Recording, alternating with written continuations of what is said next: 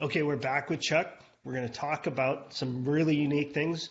But again, I appreciate you coming on with me, Chuck, and sharing your stories and sharing your experiences because this is how I think folks learn. This is how I learn is to talk with the experts and tell us the goods and the bads and the pitfalls. I definitely want to talk about education and certification, but tell us what are some pitfalls that people can avoid that you some of those hard lessons that you learned so well in your transition and how you climbed the ladder and you became the head of an organization as a chief kind of risk person and security person. Tell us Yeah, give us some thoughts on that. sure. Listen, don't forget your GI Bill, and if you're from Texas, the Hazelwood Act, right? Free money. Get this Yes. done before you leave, right? Start your education, make a plan, talk to hundreds of people, do your research, right? That's the Yep. smartest thing that you can do. Getting your certifications, ASIS, CPP, PCI, PSP, whatever makes sense to you, or IFPO, International Foundation Protection Officers, that certification. There's other groups that offer as well. Get those out of the way because a lot of those you do online, right? And you start to get your orientation as you kind of immerse yourself, right, into the private security field. Getting a degree is awesome. Now you can get your master's degree. I was able to do that almost 10 years ago here at the Hmm. University of Houston. Management security, management executive degrees, right? And get all that and take advantage of it as fast as you can. And so when you apply, the objective is to get the interview, and you got That's to right. have enough stuff to get the interview as part of that. And look, network with people. That even takes you to the next step because now they know you. You've developed a personal relationship. This is why I tell everybody, yeah, LinkedIn's fine. It's very formal, but equally, you need to be on Facebook with them so you understand who they are as people. Very critical. In the world of Friends of Chuck, it's about strategy, intelligence, and relationships, right? And you can, if you're playing in those three areas, then you can come back and make really good decisions on where you want to go and how you want to get there. And what are some of the pitfalls that you've seen throughout that? What mistakes do Oh people yeah, make in lots this of transition? lots Is, of pitfalls. is Oh there? my Can you be God. too educated? Can you have too much experience? Well, I don't know if you can have too much, but if you're over applying for a position, right? And a lot of people find themselves in that situation today. They've got a MBA and the job is doesn't call for an MBA, right? So make sure you're applying for an appropriate position, right? Not just to have a job because they're going to question that, right? If you're Sure. overqualified, that recruiter or someone in HR is going to go, hey, uh, guy's got an MBA. We can't even afford him, right? We can't Hmm. afford that. So you will be passed over, as the case would be, right? So other pitfalls, if you wait around, nobody's going to come knock on your door and hire you. You That's have right. to get out and hustle, do your research, go on Indeed.com every day based on the filters you put in place by geography, salary, type of job, keyword, and start running after that stuff. And then go to LinkedIn and find out, make sure you linked in with those people and ask to have, please can I have a conversation. I want to learn and understand. I had three of those today. People calling me advice, direction, feedback. I probably do 400 people a year. I try to Yeah. help and give them insight to. And if you can build that relationship, then try to connect with them on Instagram or Facebook so you have the personal side and the professional side. That is critical. Having one side is not enough. You want your brand to be different Hmm. from everybody else, then go after and build that relationship. That's a great point.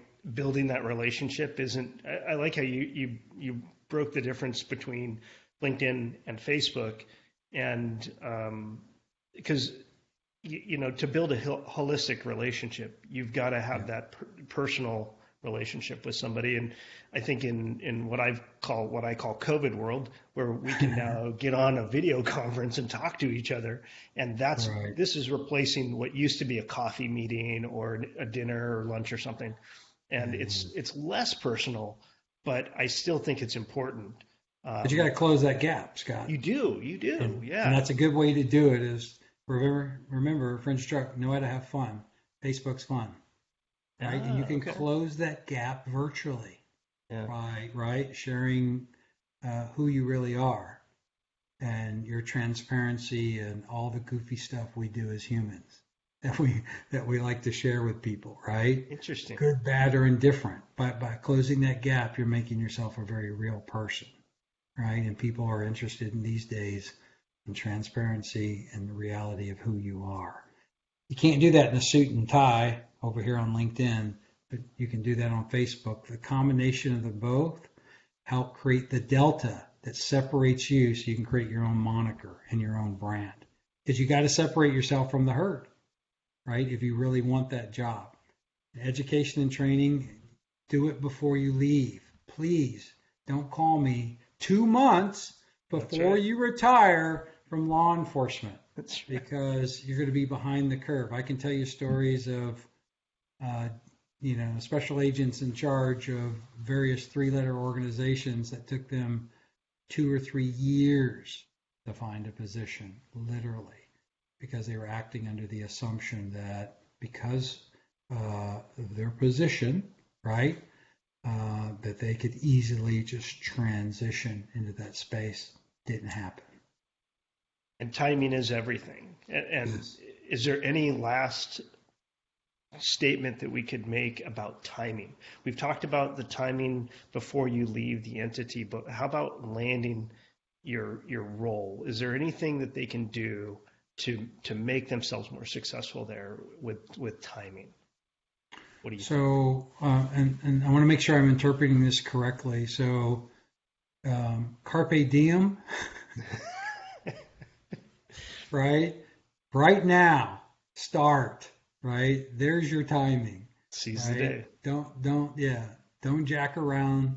Don't put it off tomorrow. Start building now. It's a process.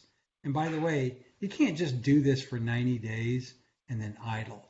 If you're going to be in this business and build Consistent. relationships and brand, it's about maintenance. And maintenance is the greatest failure of everything in life. And we as humans don't do it very well. If you'll pay attention, you'll create another differentiator and help separate yourself from the herd. If you will maintain and be consistent, like the videos. Every week you can find a Scott video out there, I right? hope so, man. Guaranteed. Hopefully we'll see more and hear more from you, Chuck. This has been an incredible conversation. I really hope that we're helping. I know we're helping folks out there. That's always my hope, because I'm humble enough to know that I could be screwing this whole thing up. But No, man, you're doing awesome. but I really do want to make sure that folks know where to find you on LinkedIn and join FOC. And to connect with you if we ever get back in person. You're always at the ASAS conventions and or GSX, and everybody will see you because you'll be the only one wearing a cowboy hat no matter where we are. But they can come up and talk to you, right? If they're at the convention. I really miss that, right? I Personal do too. contact. Shaking a lot of hands with folks and getting to know them. You see behind me, right? I've got about 40,000 business cards that I've been collecting since the 70s. For people, and there's some old. Let me tell you, there's some old cards up here from a long time ago. And what's interesting is, I think I'm going to create. Maybe you and I should talk about this new show, right, where we just randomly pick a card and we try to find them Tell on a story. LinkedIn. Yeah, and tell their Yeah, story. yeah. That'd be cool. I like that. Right? I like that a lot. Yeah. We will No, approach it's been that. good. It's been good. Put your Thank you for questions having me. down below, Yeah. and let's keep this conversation going. I appreciate your time, Chuck. Thanks so much. We'll talk soon. Absolutely. Happy trails.